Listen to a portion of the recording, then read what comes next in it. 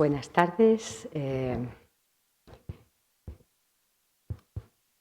nuevo nos encontramos en esta magnífica sala, agradeciendo siempre pues, la hospitalidad de la Madraza para proceder a un acto muy especial que es la esencia o la médula de la editorial de la Universidad de Granada, que es la transferencia de conocimiento. Somos un canal privilegiado en esa transferencia, cumplimos esa importantísima labor social facilitando el acceso universal a los conocimientos, a los saberes, a la investigación que se hace en la universidad y justamente a través de estos actos de presentación de los libros es cuando la investigación entra en diálogo con la sociedad, cuando debatimos esos resultados, cuando los comunicamos para cumplir esa importantísima función social o labor social que les comentaba. Siempre es un acto muy grato. Hoy lo es especialmente porque no presentamos un libro, presentamos 4 y además tenemos a una invitada también de honor. Para mí siempre es una satisfacción, luego procederé también estar entre magníficos compañeros, investigadores, amigos, como son pues José Antonio Pérez Tapias y José Antonio González Alcantú. Y hoy, como digo, es más especial aún porque está con nosotros Lili Lidbach, autora de uno de los libros. Le voy a ceder la palabra inmediatamente a José Antonio Pérez Tapias para que sea él, José Antonio González Alcantú, para que sea él el encargado de presentarla. Pero yo tengo una especial emoción. Para mí es un grandísimo honor tenerla hoy aquí y tenerla entre los autores, las incorporaciones de los autores de nuestro prestigioso catálogo. Porque yo conocí la obra de Lili Lidbach casi enseguida cuando era estudiante en la universidad. Sus trabajos para mí son y han sido una lectura de cabecera porque mi ámbito también de estudio ha sido el fin del siglo XIX, la primera mitad del XX, esos estudios interdisciplinares que tengo en mi biblioteca porque tengo muchas obras, todas las que he podido, de Lili Lidbach, y de hecho me traía una que tengo de las primeras y me hubiera encantado que hubiera ella estado físicamente y me la hubiera podido firmar, La mirada roja, estética y arte del anarquismo español, 1880-1913. Esta es mía, no sé si nos ve Lili, y hoy quería especialmente traerla porque, bueno, es esa parcela de mi biblioteca por la que tengo especial cariño.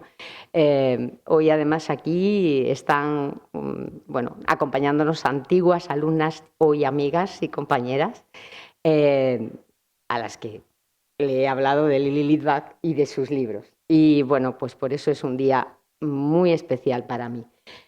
Sin más, porque hemos alterado un poquito el orden, ya que como ahora mismo la tecnología funciona maravillosamente, pues mejor es aprovechar que todo marcha y proceder con la conferencia, creo que así lo disfrutamos todos también. Muchísimas gracias, Maribel, por la sensibilidad para fletar esta colección que ya bajo otro formato existió también en la época de la dirección de Manuel Barrio Aguilera y que ahora renovada, pues bueno, nos permite presentar 4 volúmenes. Ya existen otros 6 anteriormente, por tanto no son los 4 primeros volúmenes, pero y van a ir seguidos de otros que están en preparación. Entonces, esa sensibilidad que se manifiesta en el momento que le propuse a Maribel la posibilidad de publicar el libro de Lili, sobre La voz de los vencidos, 12 entrevistas con anarquistas que vivieron la Guerra Civil Española, pues inmediatamente dijo, tiramos para adelante, ¿no? Es un volumen que ha sido coeditado con la Fundación Anselmo Lorenzo, que es una fundación libertaria que ya también había colaborado con otras publicaciones de Lili Lippbach, si no recuerdo mal, con la Musa Libertaria, quiero recordar. De manera que, bueno, pues era un gran placer. Presentar a Lili Lippbach es presentar a una gigante del hispanismo y especialmente de tres conceptos que son el modernismo, el literario y artístico, que era el que se refería hace un momento, fin de siglo, que se refería Maribel, y el exotismo, que está, además tiene una parte de sus geografías mágicas que fue publicado aquí en Granada por la editorial Don Quijote, llamada El Jardín de Alá, sobre el exotismo y la Alhambra.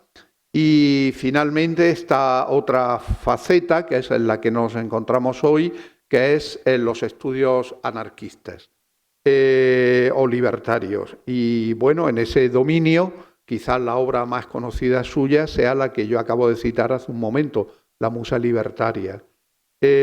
También sobre sus estudios sobre el cuento anarquista y en fin, llegamos finalmente a este libro, que es un libro de historia oral, de entrevistas realizadas a diferentes miembros del movimiento anarquista que vivieron, como dice el título, la guerra civil, y entre ellos especialmente hay uno que concierne también a la Universidad de Granada, que ella tuvo la fortuna. Y yo creo que cuando dio su conferencia hace unos años en la Facultad de Filosofía y Letras todavía vivía y vino a saludar, que es el profesor José Luis García Rúa, que fue catedrático de Filosofía de esta universidad y que queda entrevistado en este libro. Pues la profesora Lili Lippbach ha sido profesora en la Universidad de Austin, es de origen mexicano y bueno, ¿qué más puedo decir de ella? Que es una muy buena amiga que hemos hablado muchísimas veces en los últimos meses, que le agradezco profundamente que nos haya otorgado el privilegio de publicar esta obra, que yo pienso que es una obra muy importante, porque además la última recensión que me envió realmente decía que se había emocionado, pero es que es para emocionarse, una lectura atenta de muchos elementos que además el lector puede conocer y que no están en los libros los libros habituales sobre la guerra civil. Son experiencias muy directas, muy personales y a veces muy traumáticas y muy humanas. Así pues, sin más, creo que es ella la que debe hablar y pronunciar esta conferencia que hace de introducción a la presentación de su libro La voz de los vencidos. Lili, cuando quieras, tienes la palabra. Bueno, muchas gracias y muchas gracias por sus generosas palabras y nuevamente muchas gracias a ustedes por esta preciosa edición, José Luis y Maribel, que se lanzaron a esta aventura, y a toda la editorial de la Universidad de Granada, empezando por la gente que trabajó en el mismo manuscrito, a Pepa, inolvidable, que me corrigió miles de ratas generosamente, y al autor de la bellísima portada. Bueno, lo que yo quiero hacer ahora es un pequeño resumen de los anarquistas que presento aquí y sus experiencias. Más tarde, tal vez, si da tiempo, me gustaría contar un poco la experiencia personal que tuve con ellos y todo un anecdotario relacionado con esas entrevistas y con la misma edición de este libro. Pues se tardó muchos años, son entrevistas que hice hace muchos años, pero creo que por el momento lo que conviene es dar a conocer a estos 12 personajes. Bueno, desde hace tiempo he estado estudiando temas sobre el anarquismo. Inicié mis investigaciones con mi libro Musa Libertaria, que aquí han citado, donde a partir de una cantidad de documentación analizo la producción intelectual y cultural del anarquismo y su influencia en la ideología anarquista que se propagó en España desde fines del siglo XIX. Después emprendí otros temas del anarquismo en el arte, el teatro y la literatura. Mi continuado interés me llevó, por supuesto, a la guerra civil y me pareció esencial el hablar personalmente con algunos anarquistas que aún vivían y que habían luchado durante la guerra. Tenía interés en establecer contacto personal con ellos y oírlos hablar libremente. Ellos habían sido testigos de los acontecimientos y yo quería conocer de primera mano sus impresiones. Por ello, entre 1988 y 1990, armada con una pequeña grabadora, emprendí un viaje por diversas ciudades de España con el fin de llevar a cabo una serie de entrevistas con ellos. Recogí un total unas 48 entrevistas y así nació mi libro, La voz de los vencidos, que consta de estas 2 entrevistas precedidas por fichas biográficas y algunas fotografías que ilustran momentos clave de la guerra. Las entrevistas son entrevista conjunta a Ángel Ursáez Simón y Consuelo Zavala Martínez, Antonio Ramos Palomares, Genaro de la Colina, Gregorio Gallego García, José Luis García Rúa, Abraham Guillén, Eduardo de Guzmán, entrevista conjunta a José Sánchez Contreras y Cecilio Hernández Morcillo, Ramón Álvarez Paloma y Teresa Hernández Fernández. Mi pregunta no eran cuestionarios formalizados y ellos hablaban muy libremente. Tuve la suerte de tener una magnífica comunicación con todos. Tenían una excelente memoria y hablaron muy largamente de sus experiencias en la guerra. Lógicamente, también abordamos otros asuntos. Entre ellos, me interesaba especialmente saber cuál fue la ideología que los llevó a la ideología anarquista, cuál era su interpretación del anarquismo y qué pensaban sobre el futuro de las ideas anarquistas. Estas conversaciones aportan una cantidad de información de primera mano y pueden considerarse como documentos de la literatura testimonial de la Guerra Civil Española. Los anarquistas fueron testigos presenciales y estaban narrando su propia vida, pero debo advertir que además de esa conciencia individual, en todos ellos advertí una conciencia de identidad colectiva, por lo cual se puede decir que sus experiencias no eran la experiencia de un solo hombre, sino la de un grupo con una ideología determinada.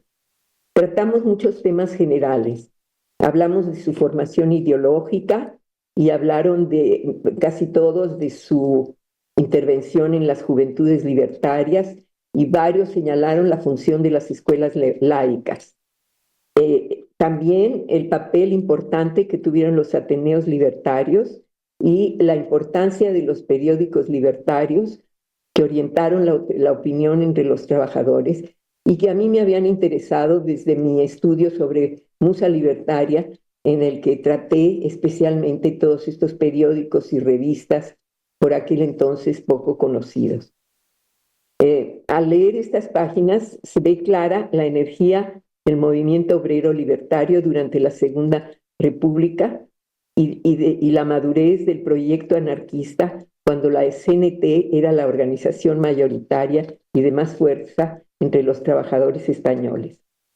Yo les pregunté a cada uno de ellos dónde se encontraban en los días que siguieron al 17 y al 18 de julio de 1936. ¿Cuál fue su reacción en sus pueblos y ciudades? Las respuestas fueron diversas. Algunos contaron que el pueblo se echó a la calle para enfrentarse al fascismo. Otros comentaron que patrullaban las calles y algunos hablaron de asaltos a armerías y cuarteles para obtener armas, como el ocurrido en Madrid, donde se preparó el asalto al cuartel de la Montaña. Algunos señalaron también su actuación en la organización de las milicias autónomas. La guerra civil es descrita con todo detalle. Yo busqué gente que había luchado en diversos frentes, así que se ve una revisión de los diversos frentes de batalla, la defensa de las ciudades. Algunos, al hablar de pueblos y ciudades, explican cómo habían llevado a cabo la colectivización de las empresas y las tierras y la socialización de los medios de producción. Muchos explicaron cómo desgraciadamente poco a poco se fueron sucediendo las derrotas. Con la derrota final, algunos partieron al exilio y tengo conversaciones con anarquistas que pasaron el exilio en Francia, algunos que se establecieron en México y otros que llegaron a Orán. Los que regresaron a sus hogares tras el combate o después de varios años de prisión se enfrentaron con una nueva realidad. Aunque la guerra había terminado en 1939, la represión continuó durante muchos años y fue, según estos testimonios, terriblemente cruel. En las entrevistas dan parte de los consejos de guerra, que eran verdaderas farsas, de los fusilamientos, de campos de concentración y prisiones horrendas.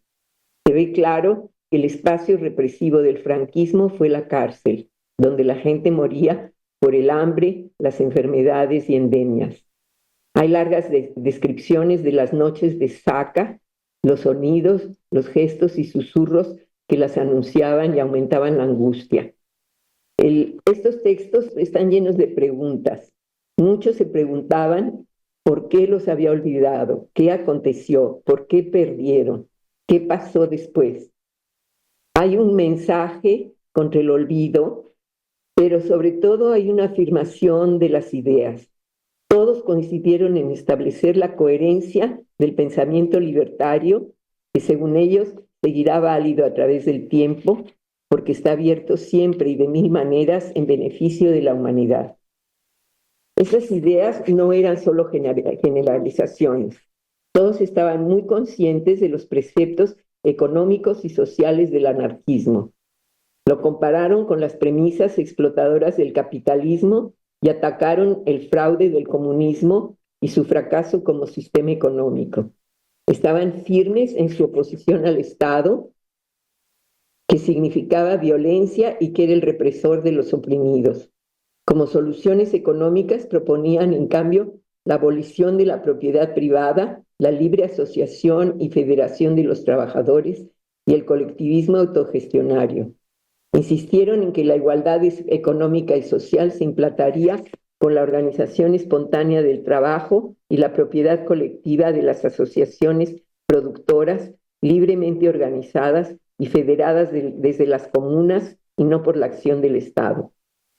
Siempre insistieron en que el anarquismo era un criterio político válido, pero no solo eso, también, según ellos, un pensamiento ético y social, un ideario construido sobre las bases de la solidaridad, la igualdad, el bienestar y que tenía como principio fundamental la libertad, innata e inherente a todos nosotros, el más preciado bien del hombre.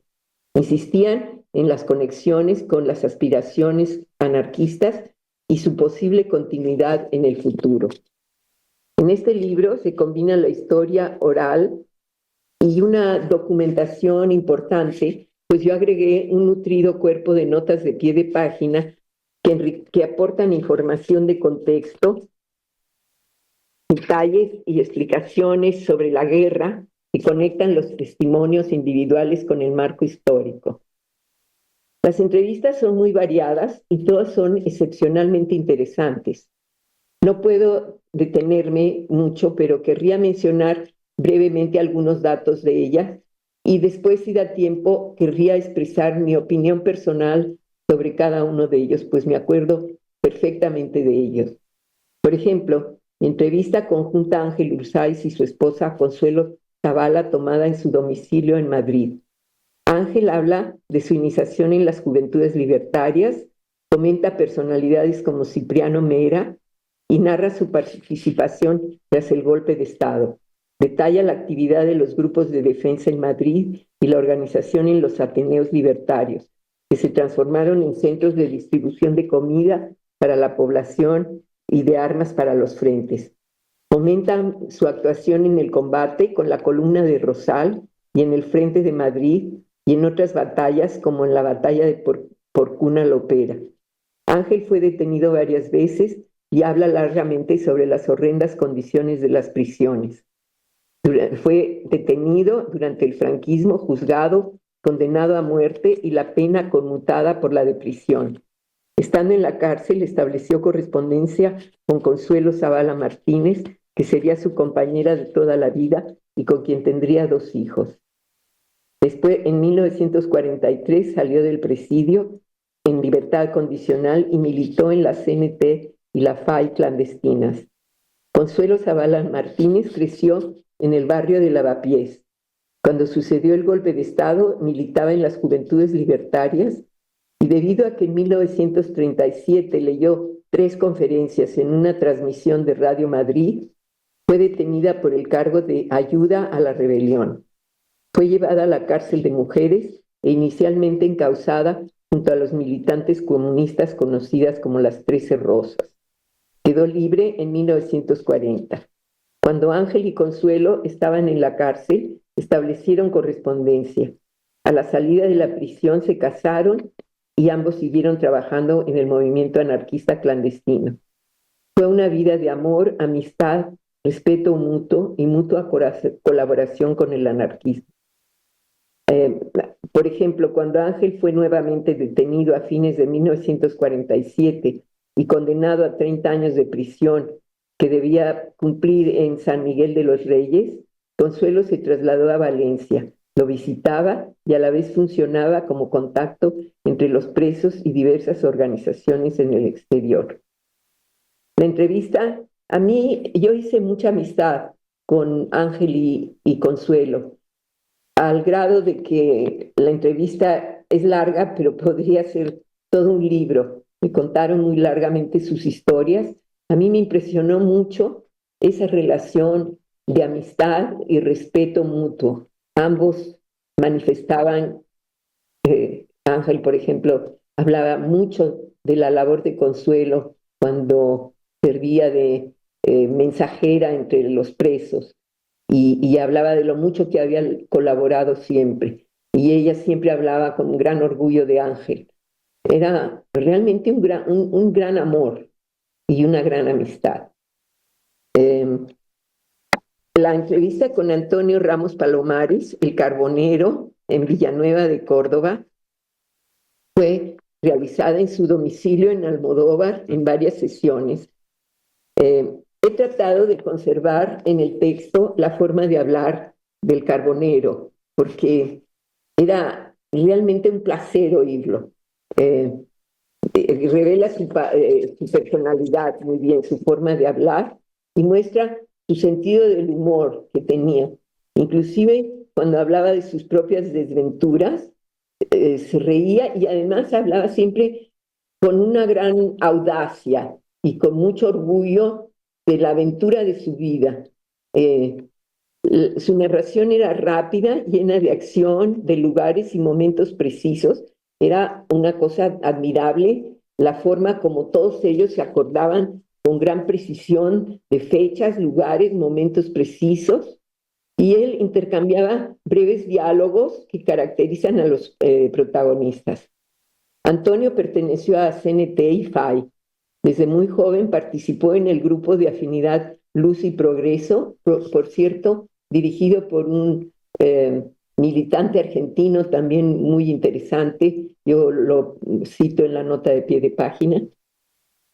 Y el 20 de julio de 1936 participó en la toma de Almodóvar del Río, que había sido ocupado por la Guardia Civil, y proclamó el comunismo libertario y la abolición de la propiedad privada y la moneda. Se pueden imaginar ustedes, ¿no? Llegaron, tomaron el pueblo, abolición de la moneda y declaración del comunismo libertario. Debían de ver cómo lo contaba, el orgullo que tenía. Yo le preguntaba, ¿y cómo funcionaba? Ah, pues todo muy bien, decía, todo perfecto.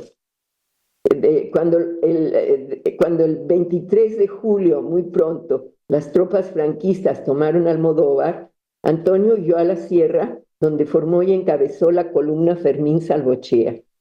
Recuperaron nuevamente el pueblo hasta que otra vez fue recuperado por los sublevados. En primavera de 1937, Antonio Ramos fundó y fue presidente del Consejo de Administración de una colectividad agrícola establecida cerca del frente de batalla, en el cortijo de los eucaliptos y las navas del Moreno. En marzo de 1900, eso también es muy interesante porque explica cómo se repartía el trabajo, cómo se organizaba, cómo no había problemas para esa organización. En marzo de 39 se unió a los guerrilleros en la sierra y en mayo se entregó a las autoridades. Fue condenado a 30 años de prisión, pena reducida a 20 años y un día.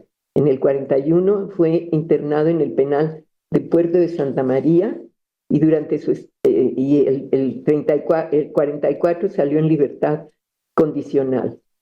Es también interesante porque él habla también de lo que ocurrió en otros pueblos alrededor de Almodóvar. Uno de ellos, muy interesante, fue Bujalance, donde había una verdadera concentración de guerrilleros, de así llamados guerrilleros, entre ellos los famosos jubiles, pero otros más, ¿no?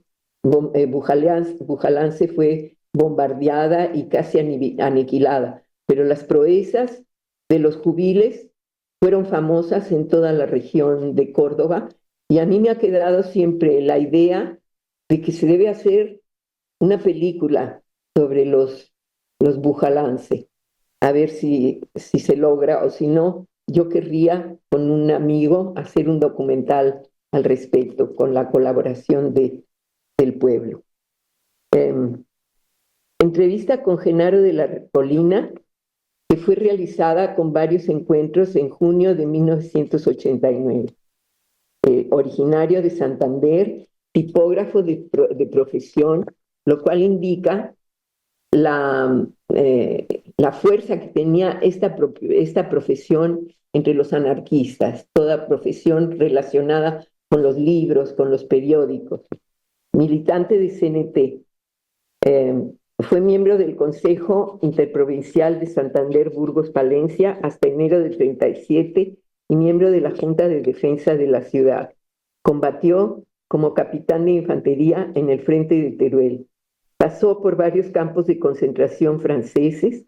Sus hijos estaban un tiempo en Belga y a través de él me entero de lo que era toda esta separación de la familia y cómo trataban de salvarse unos a otros y de permanecer juntos, ¿no? Tras pasar por varios campos franceses, salió hacia América. Tocó tierra en Santo Domingo y según cuenta le ofrecieron quedarse allí y él dijo que no, que él quería seguir adelante porque estaba Santo Domingo dominada por otro dictador y que él no quería caer nuevamente en esas trampas y le interesaba llegar hasta México.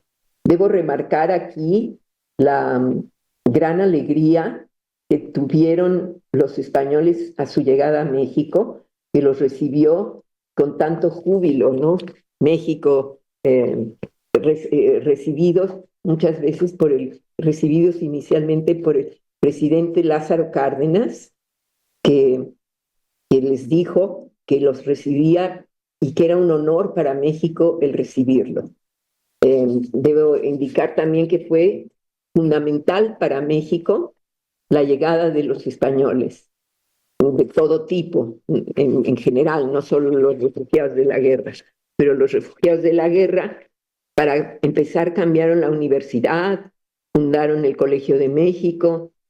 De hecho, yo tuve como profesor, yo estudié inicialmente ciencias químicas y tuve como profesor a Francisco Giral, que era un excelente químico, hijo de Paco Giral. Y mi hermano, que fue un arqueólogo distinguido, tenía como profesor a don Pedro Bosch Gimpera, famoso arqueólogo catalán. Bueno, la entrevista con Genaro fue muy informativa y muy divertida. Él habló de su entorno y cómo adoptó las ideas anarquistas y su alegría por el cordial recibimiento a su llegada a Veracruz. Allí estuvo trabajando como tipógrafo y además como corrector personal de las obras del gran escritor novelista de la Revolución Mexicana, Martín Luis Guzmán. Durante más de 30 años trabajó con él. Fueron muy divertidas esas conversaciones porque hablaba de su adaptación a México y de las diferencias con el nuevo país, ¿no? Entre los españoles y los mexicanos. Y me gustó también que allí hizo referencia a un viejo anarquista que se encontró porque se encontraban y se encontró con un viejo anarquista a quien yo había conocido anteriormente en México, don Hermoso Plaja, y si da tiempo, a mí me gustaría contar cómo fue mi conocimiento de don Hermoso Plaja, porque a eso se debe mi interés, mi fascinación con el anarquismo y con los anarquistas, a don Hermoso, a quien conocí en México hace muchos años. Es una anécdota curiosa que me gustaría contar al final si les interesa. Algunas entrevistas revelan las discusiones que acontecían entre los anarquistas. Por ejemplo, mi entrevista con Gregorio Gallego en su domicilio de Madrid.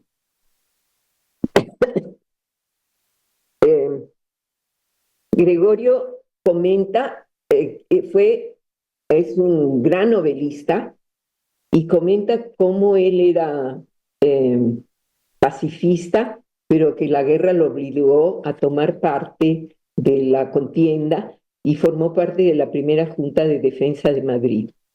Se enroló cuando se dio el decreto de la militarización y estuvo en varios frentes, y como es un fantástico novelista, él habló de diversos frentes: Madrid, Guadalajara, Teruel.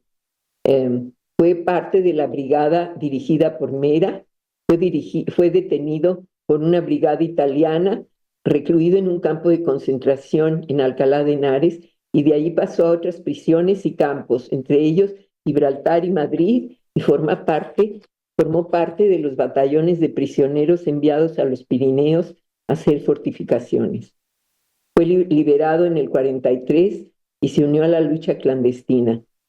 Fue detenido nuevamente, condenado a 30 años, de los cuales cumplió 19 en Alcalá, Puerto de Santa María y Ocaña. Él disentía desde entonces del acercamiento del anarquismo con el sindicalismo. Él era partidario de compaginar con las ideas que estaba tratando de forjar el régimen sobre un sindicalismo y de colaborar con ellos. Ideas en las que se oponía rotundamente García Rúa. También revela las disensiones con los preceptos de la CNT, la entrevista de Ramón Álvarez Palomo, que también disentía mucho de García Rúa. Y a mí me gustó mucho Ramonín, que le llamaban. Mucha gente me aconsejaba: no olvides de ver a Ramonín, no olvides de hablar con Ramonín. Y después me mandaban de unos a otros, ¿no? Ramonín, tuve varias conversaciones en Gijón con él, y se unieron otros dos anarquistas que llegaron. Varias conversaciones eran en el local de la CNT, en este caso de la CGT, en casas particulares, otras en cafés, y a menudo llegaba gente y participaba, por lo cual quiero mencionar que la transcripción de las cintas grabadas no era tan fácil, porque tenía yo que discernir quién era quién, ¿no? Pero muchas veces esta gente que llegaba también daba unas relaciones muy interesantes e inesperadas. Ramón habló de su vida, su iniciación al anarquismo, su actuación antes y durante la Revolución de Asturias de 1934, su papel en la Guerra Civil y la defensa de Gijón, su llegada a Francia y su vida en el exilio, y su actividad para reorganizar la CNT. Tras la derrota, huyó al exilio a Francia y colaboró con la reorganización. Tenía grandes disensiones, como le digo, era completamente contrario a la idea de García Rúa y tuvo grandes problemas el Ramonín con la CNT en general, ¿no? Debo mencionar a su segunda esposa, Aurora Molina Iturbe, hija de Juan Manuel Molina y de Lola Iturbe. Él se recordaba muy bien de todos los debates y de todas las disensiones que había tenido en los varios congresos y sus desavenencias con Federica Montseny. Y por eso es muy interesante su entrevista, porque se explica la trayectoria de la CNT durante todos estos años. Otras entrevistas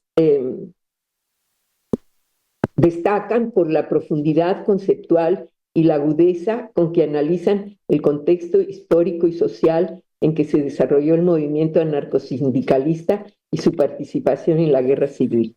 Un ejemplo de ellos es la entrevista con García Rúa, que tuvo lugar en el Hotel Cóndor en Granada, y ofrece un análisis crítico del carácter totalizante de lo que él llama las democracias formales, que son las democracias de Europa occidental, y su defensa del anarquismo como la única ideología capaz de materializar una sociedad verdaderamente justa.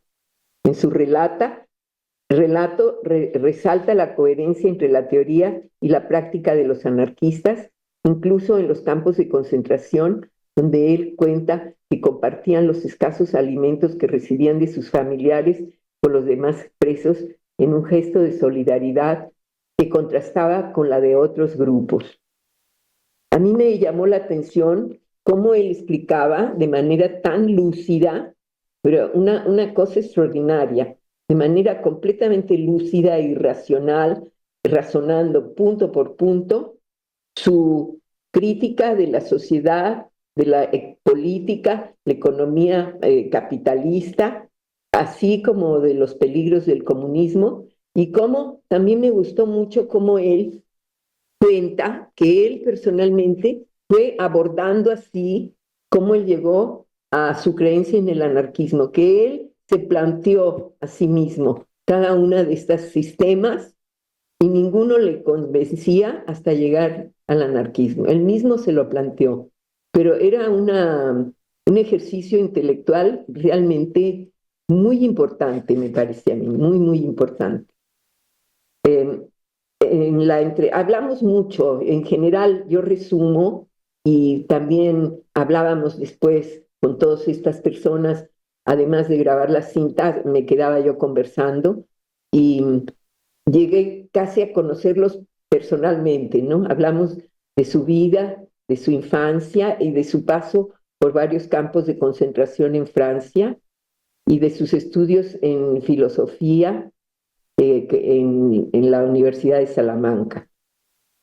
Comentó su viaje a Alemania y su matrimonio, su vuelta a España y su carrera como profesor en varias universidades españolas, donde fue perseguido y acusado hasta que en 74-75 pasó a la Universidad de Granada como profesor adjunto titular. Después fue catedrático de Historia de la Filosofía y finalmente se jubiló como catedrático emérito. Durante toda esta época colaboró activamente en la reconstrucción de la CNT. Habló de muchas otras actividades, era un hombre tan prolífico y tan inventivo. Me llamó la atención también ciertos detalles, por ejemplo, en 1900, que parecen, tal vez ahora están olvidados ya, pero en 1959 fue fundador de Gesto, una asociación cultural en torno al teatro que se convirtió en un centro del antifranquismo asturiano, y fundó la Academia Obrera en la calle Curazama, que lleva ahora el nombre de José Luis, y sigue realizando actividades culturales, entre ellas la Semana del Aula Popular José Luis García Rúa. Me impresionó mucho, como dije, era un hombre muy culto, amaba la literatura, siempre tuvo pasión por la poesía y sobre todo por Antonio Machado. Ya lo mencioné, que yo memoricé lo que pude al respecto y lo repetía con gran placer y orgullo en mis clases de literatura, diciendo quién me dijo tal o cual cosa.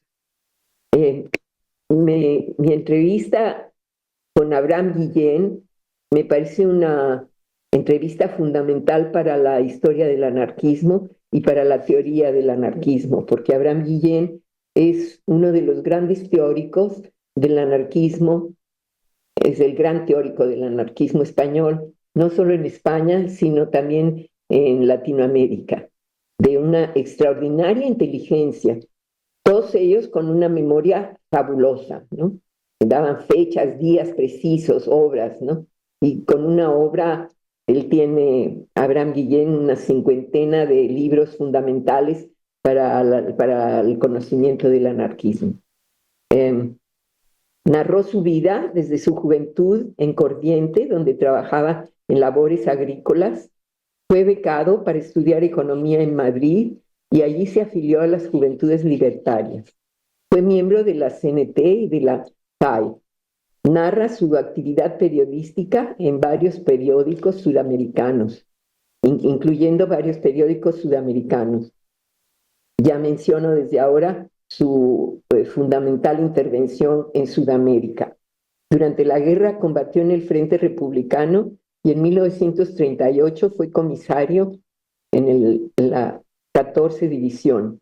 Participó en batallas Alcarama, Guadalajara, Brunete y otras. El 4 de abril cayó preso en el puerto de Alicante junto con los miles de combatientes que esperaron en vano los buques del Comité Internacional de Coordinación que los debía llevar al exilio. Fue trasladado al campo de los Almendros, de allí al campo de concentración de Albatera y finalmente a la colonia penitenciaria de Añove. Esto fue la derrota en Alicante, fue una de las grandes tragedias de la cual casi muchos de ellos hablan, ¿no? Fue condenado a muerte por un tribunal de guerra franquista, pena conmutada a 20 años de prisión. Se evadió de la prisión en 1942, formó parte de la CNT clandestina. Detenido en 43, logró escaparse nuevamente, ahora de la cárcel de Carabanchel, ayudado por un grupo de gitanos libertarios, pasó a Francia. En 48, Guillén emigró a la Argentina. En Buenos Aires fue profesor de economía política y de investigación económica en Buenos Aires. En 1961 fue encarcelado durante unos meses, acusado de pertenecer a un grupo guerrillero llamado de los Uturuncos.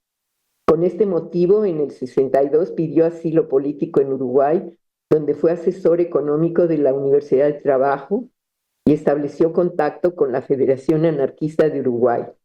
Se relacionó con el grupo de los Tupamaros.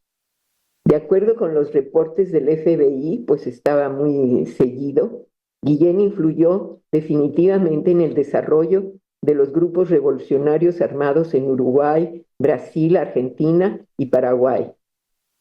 Se debe señalar que en 1965 se publicó en Buenos Aires su libro Teoría de la Violencia y en 1966 en Montevideo su Estrategia de la Guerrilla Urbana, obras que fueron la base de los Tupamaros, inclusive de la guerrilla brasileña, así como de la lucha urbana en Santo Domingo. En el 56, Abraham Guillén publicó La agonía del imperialismo, en cuyo segundo tomo se inserta un pequeño manual de guerra de guerrillas dentro del capítulo La lucha armada contra el imperialismo. El manual llegó a la guerrilla cubana y fue incorporado a sus tácticas. Guillén entrevistó al Che Guevara y a pesar de grandes diferencias ideológicas, escribió la introducción del libro Guerra de guerrillas del Che. Tras la muerte de Franco, Guillén regresó a España. Su legado teórico, como digo, quedó expuesto en unas 50 entrevistas. Él comentó su entrada en la guerra y su actuación en diversas batallas y hace un análisis total de la guerra. Señalaba los errores de los anarquistas, en gran parte debido a la concepción pobre que según él tenían de la estrategia.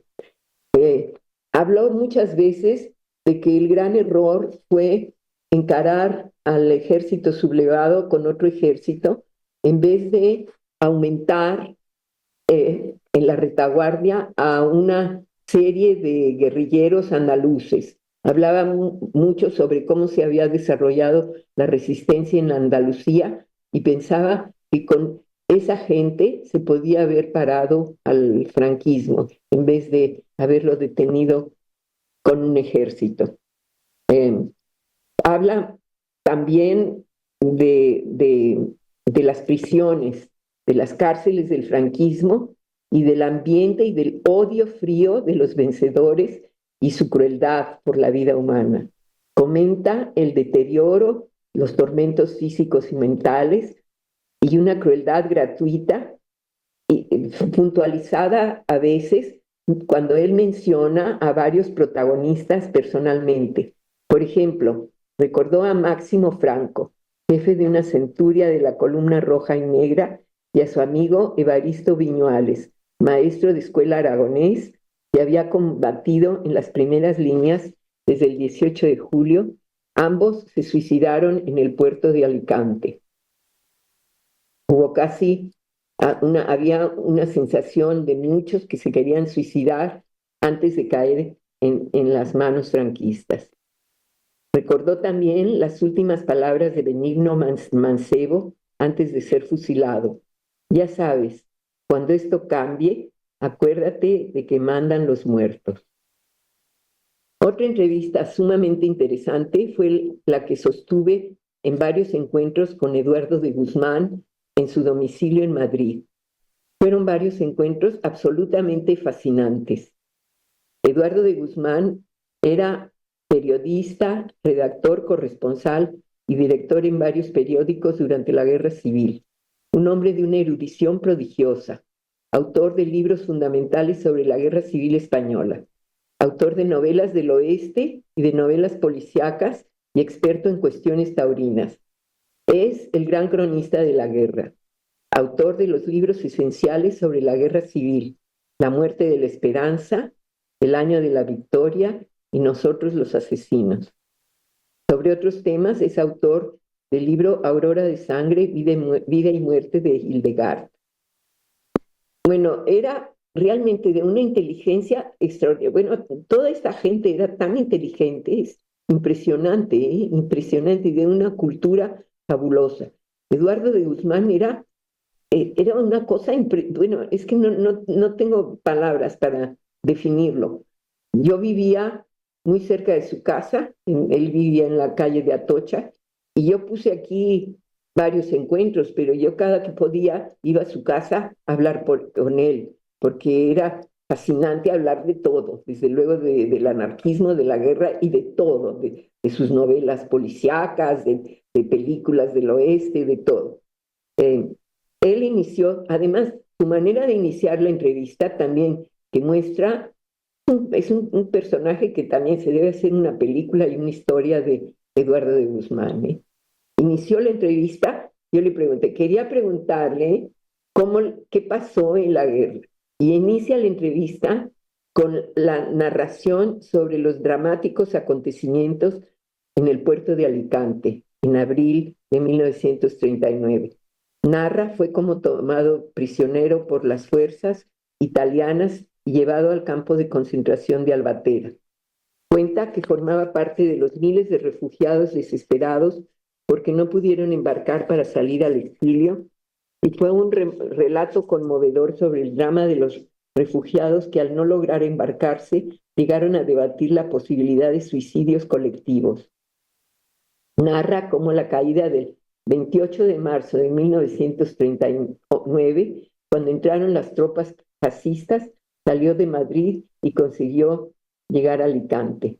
Fue hecho prisionero por las tropas italianas de la división Littorio y conducido al campo de concentración de Albatera.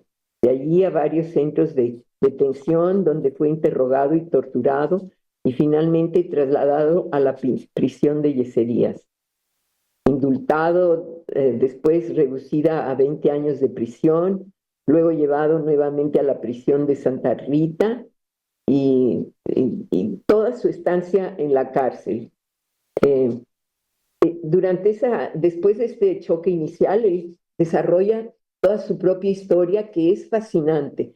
Sus comienzos como periodista, y son interesantísimos, porque cuenta su trabajo en diversos periódicos anteriores al golpe de Estado y cómo él reseñó en esos periódicos varios sucesos importantes como la matanza de Casas Viejas, la Revolución de Asturias y las huelgas en Sevilla.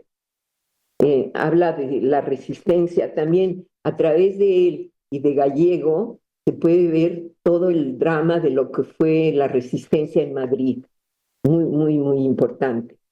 Expone sus ideas y su adhesión al anarquismo, a sus ideales y sus propósitos de liberación e igualdad de la mujer, que ya veía visible y habla bastante del movimiento que existía entonces de mujeres libres. Comentó con orgullo que en su paso por las cárceles, él, como sabía inglés, él era el traductor de periódicos ingleses que los leía para informar a los presos. Y narra cómo a la salida de la cárcel sus nuevas actividades. Nuevas actividades porque Guzmán perteneció al bando de los derrotados y tras la victoria de Franco se le prohibió ejercer su profesión de periodista y él se quejaba de que la historia la escribirán mañana especialistas que estuvieron muy lejos de los hechos y los hombres. Expresó varias veces su desconfianza por la historia oficial, que según él consistía en rebuscar en archivos y covachuelos los viejos documentos en apoyo de una tesis determinada. Contrariamente, esa historia oficial consideraba que desde hacía varias décadas había nacido un gran interés por lo que él llama testigos de la historia, cuyo papel como actores y narradores era la clave fundamental de la memoria histórica. Varias veces me dijo con modestia que él no era historiador, pero yo creo que estaba equivocado. En sus libros y en la entrevista muestra un historicismo moderno y auténtico. Fue testigo presencial y estaba narrando su propia vida. Fue cronista, escritor, periodista, el gran historiador de la guerra y, como él mismo se describe al final de esta entrevista, un protagonista de la historia. Guzmán había sido prohibido para proseguir su carrera y se dedicó durante más de 20 años a hacer traducciones, artículos, crítica de toros y escribir novelas y guiones de cine. Empezó a trabajar como traductor y a escribir novelas policíacas y del oeste americano, que por cierto fueron muy famosas. Se difundían en todas partes, en México y aún en Estados Unidos. Obras populares, baratas, de mala impresión, firmadas sus obras con seudónimos, como Richard Goodman, Eddie Thorne, Richard Jackson, y para colecciones que se llamaban Oeste Americano, Extraordinaria del Oeste, y colecciones que se llamaban FBI, Winchester y Gangsters. Uno de los mayores logros de este libro es que reúne voces muy diferentes de muy diferentes ambientes, ¿no? Intelectuales, catedráticos, hasta obreros, campesinos y figuras anónimas. Ejemplos notables son José Sánchez Contreras, Cecilio Hernández Morcillo y Teresa Hernández Fernández, militantes prácticamente desconocidos. La entrevista con José Sánchez Contreras y Cecilio Hernández Morcillo fue llevada en conversaciones sostenidas en Granada. Además de narrar su propia vida, tienen otros asuntos de mucho interés. José Sánchez Contreras, natural de Jerez de la Frontera, Cecilio Hernández Morcilla nació en Baza y Cecilio, por ejemplo, perteneció al grupo de Los Niños de la Noche. Así se llamaba a los guerrilleros encuadrados durante la Guerra Civil. Lili, ¿me oyes? Mira, es que tenemos un tiempo limitado, entonces te ruego que tenemos que presentar también otros libros, entonces que sea un poco más. Aquí pasa. Perdona, la putada. No, aquí paro solamente con la entrevista a Teresa Hernández Fernández, también una mujer desconocida que me parece que también interesará por su historia personal. Aquí paro. Muy bien.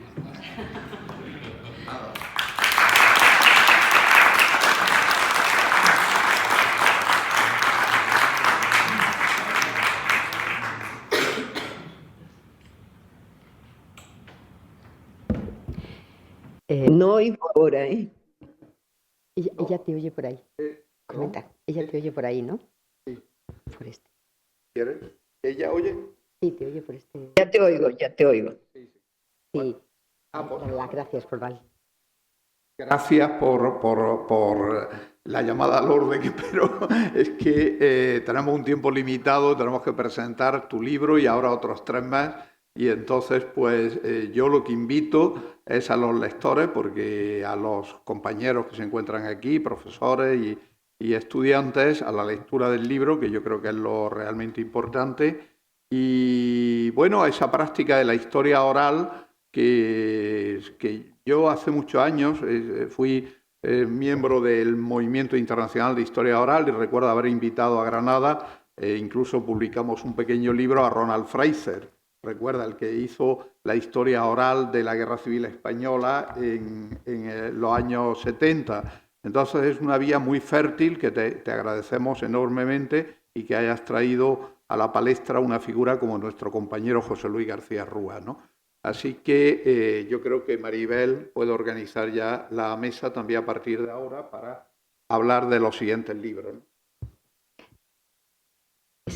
Muchísimas gracias, Lili, por adelantarnos, ¿no?, esas semblanzas de esa selección de entrevistas que, como ella bien ha dicho, bueno, pues forman parte, ¿no?, de un trabajo de campo verdaderamente ingente y que a través de, bueno, pues de estas páginas nos permite, ¿no?, hacer un viaje en el tiempo para una etapa pues muy dolorosa, pero también muy fructífera en ideas, ¿no?, para conocer de cerca pues, a estos personajes y además el libro abre con una mujer y cierra con otra mujer. Ella se ha quedado en Teresa, bueno, pues así les invitamos, ¿no?, a que se acerquen al texto y además tenemos un doble guiño a Granada, ¿no?, porque en ese Hotel Cóndor ella entrevistó a José Luis García Rúa, pero luego también ha mencionado esa otra entrevista a José Sánchez Contreras y Cecilio Hernández Morcillo. Cecilio Hernández Morcillo, que era natural de Baza.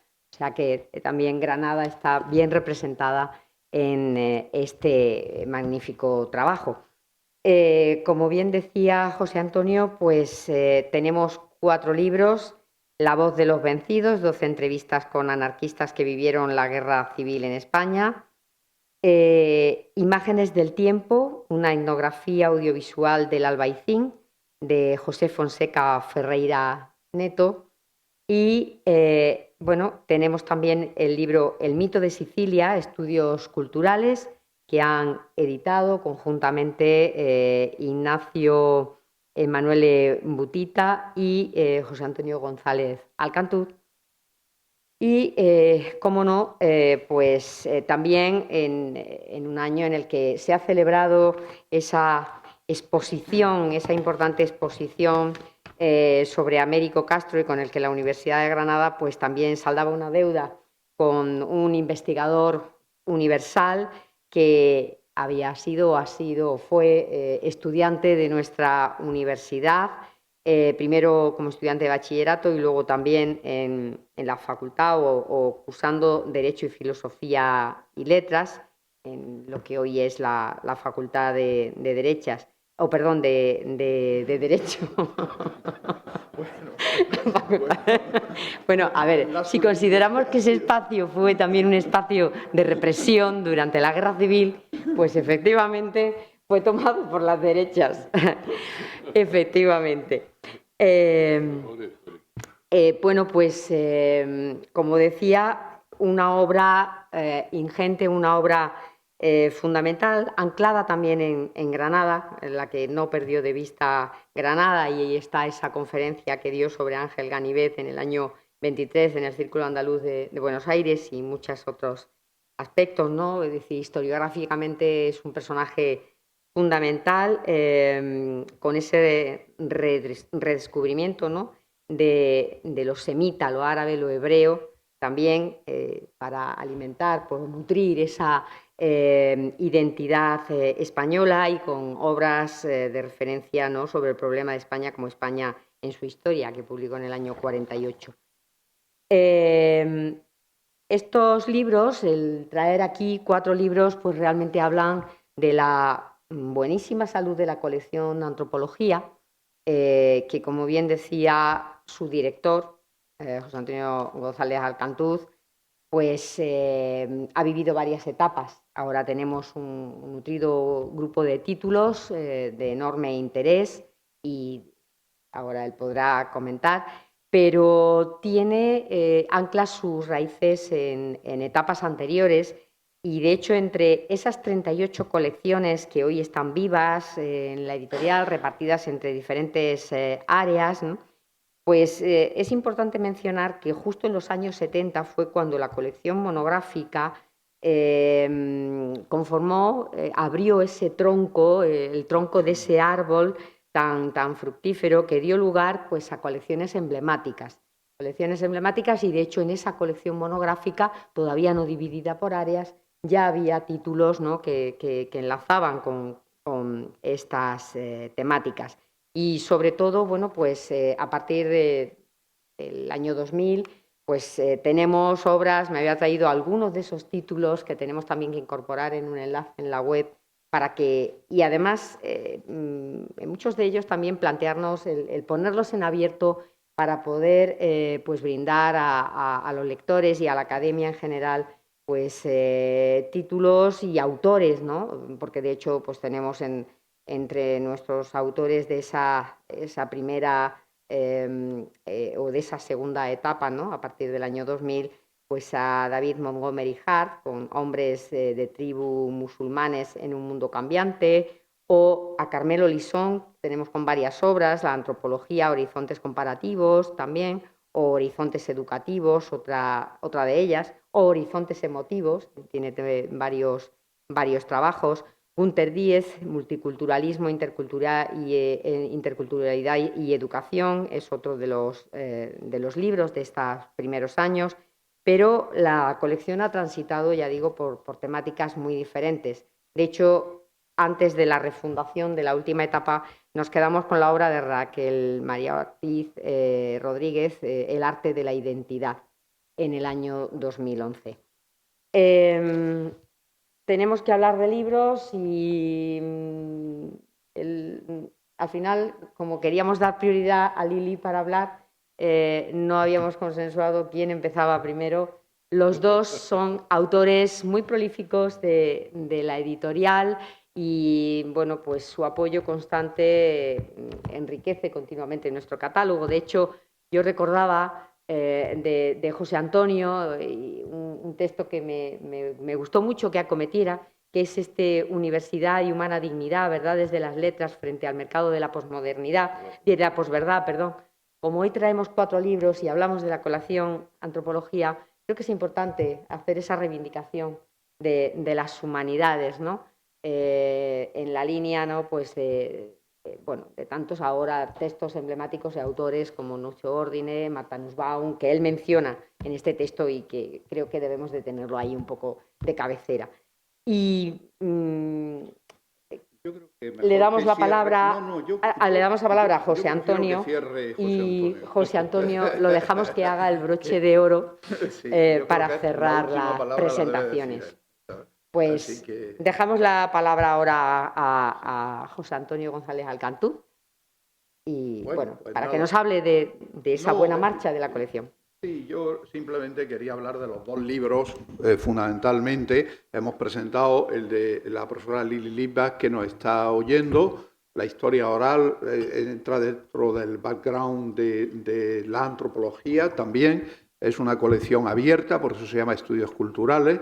Yo sé que los estudios culturales tienen sus enemigos, sobre todo porque son un producto de la posmodernidad, un poco a lo mejor demasiado queriendo englobar demasiados campos del conocimiento, pero de esa forma sacábamos del estricto marco profesional, de los campos del conocimiento profesionales que están tan viciados a veces entre, por ejemplo, yo he oído a lo largo de mi vida 40.000 veces decir esto no es antropología, esto sí es antropología, esto es entonces un poco salir de esa lógica y abrir la colección al diálogo transdisciplinar con otras materias. Este es el caso de la profesora Lili Litvak, que es profesora de literatura y que ha practicado la historia oral, entonces son tender puentes.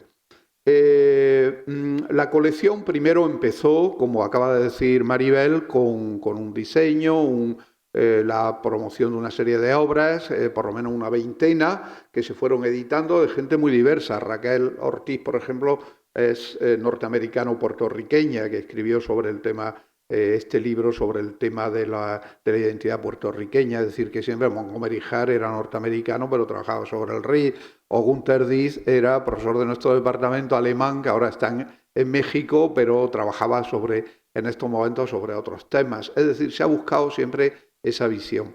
Los dos títulos de los cuales yo quiero hablar, antes de pasarle la palabra a mi querido tocayo, amigo y cómplice, José Antonio Pérez Tapia, si me lo permite, son el de José Fonseca Ferreira Neto, etnografía visual, imágenes del tiempo, etnografía visual del Albaicín, y el que coordinamos el profesor Ignacio Emanuele Butita, el mito de Sicilia.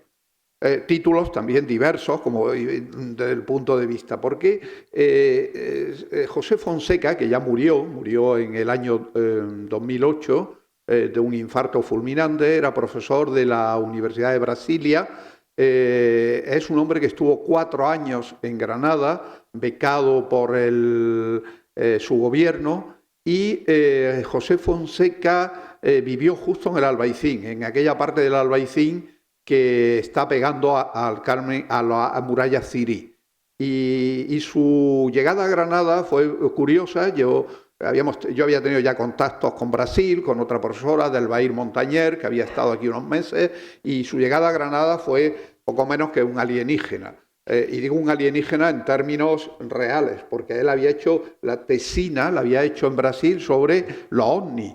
Esto que es decir, antropología de toda aquella gente que se reunía en Brasil, muy numerosa, según él contaba, para estudiar los ovnis. Entonces yo le dije, mira, puesto que tú vienes con los ovnis, pues entonces objetos volantes no identificados, ahora lo vas a hacer, eres brasileño, vienes de Brasilia, que es el proyecto Le Corbisiano por excelencia en deforestación de la selva para hacer una ciudad ultramoderna, no sabes lo que es la historia, estás viviendo al lado de una muralla cirí, pues mira, te vas a meter en un tema que no te concierne en absoluto. Así que, ovni aparte, el Albaicín. Entonces, José se volvió a Brasil, era un hombre de mi edad, quiero decir, no era un jovencillo, incluso yo diría que era un poco mayor, volvió a Brasil y el libro, la tesis, quedó sin hacer. Y al cabo del tiempo volvió a aparecer porque él tenía mucho material. Tenía la ilusión de hacerla en formato cine. Entonces el cine no nos acompañaba porque era el formato Betacam, y el formato Betacam ha sido lo peor, son como los libros llenos de acidez de los años 10, 20, que si no es por las tecnologías digitales los perdemos, ¿no? Entonces José hizo una película de 2 horas que va adjunta, el libro no se puede leer, es el guión en el fondo de esa película sobre el Albaicín. Entonces hay un código QR en el libro con el cual se puede acceder a la película y verla. Entonces veremos el Albaicín en la calidad máxima que había entonces, que hoy es ínfima, que es la calidad del Betacam, que se ha ido pixelando con el tiempo y es una calidad que luego las televisiones han tenido que abandonar de inmediato, pero podemos ver aquel Albaicín en el cual hay cosas tan interesantes como cuando grabó la llegada de Bill Clinton, lógicamente, al Albaicín, o cuando se puso la primera piedra de la mezquita del Albaicín. Entonces, porque él era muy amigo de los musulmanes, vivía allí, de la comunidad musulmana. Entonces lo que quiere mostrar como brasileño es un Albaicín multicultural que está transitando desde el Albaicín castizo a esa apertura. Hay un momento donde una musulmana española dice, es que me dicen que qué bien hablo español. Digo, pero si es que soy española. Ah, no, por favor, española no. No puede ser española. Si tú eres musulmana, no eres española. Entonces, bueno, anécdotas, quiero decir, que ilustran muy bien, en el fondo, lo que él quiso hacer.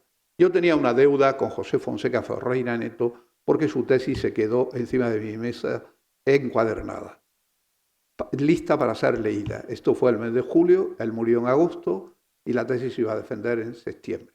Con lo cual me sentía obligado, no solo por la calidad, sino también el deber moral de, con su familia brasileña, con sus amigos, de dar a la luz lo que había sido el trabajo, sin lugar a dudas, de su vida. Yo creo que es un libro que merece ser y la película visto, ¿no?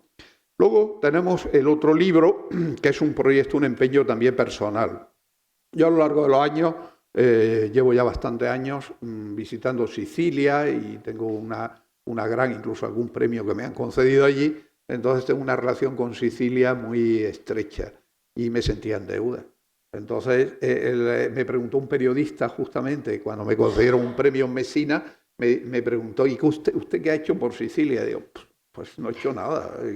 No, entonces yo dije, bueno, pues tendré que hacer algo, ¿no? Es decir, dar a conocer Sicilia aquí ya era un mérito, digamos, total, que puse con Ignacio Emanuele Butita, con el cual me une una gran amistad, profesor ordinario de la Universidad de Palermo, pues pusimos en marcha este proyecto. Yo he de decir, porque hay aquí también un autor, Victoriano Peña, catedrático de italiano de nuestra universidad, que el resultado me dejó impresionado, porque ahí realmente hay ya saben que en los libros colectivos pues hay momentos donde suben y bajan, pero en este caso sí que es verdad que hay como un esfuerzo de todo el mundo mantener esa línea, digamos, de dignidad académica muy alta, ¿eh? Y bueno, el libro queda cerrado, no lo voy a comentar capítulo por capítulo, pero sí solo uno, el del final, porque no está aquí, que es de un colega que además era hasta hace, no sé si sigue siendo todavía alcalde, nada menos que de la localidad emblemática de Taormina. Y es antropólogo, que cuando escribió el artículo, que por cierto es magnífico, yo le dije, bueno, es que, bueno, ser alcalde de Taormina, bueno, y todavía aquí no nos podemos imaginar que un alcalde ni de pueblo, ni de ciudad, ni nada, pues sea un señor que esté versado académicamente como nuestro querido amigo. Es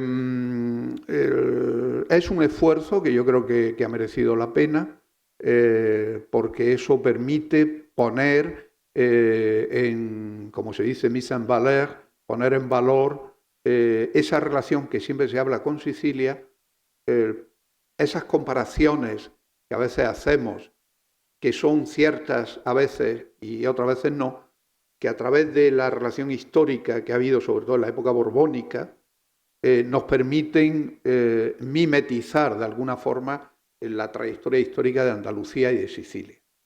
Por supuesto que al día de hoy, yo siempre le decía a mis alumnos, que aquello siempre sale el tema de la mafia, por supuesto, siempre les decía, ya veremos dónde llegamos, ¿no? Porque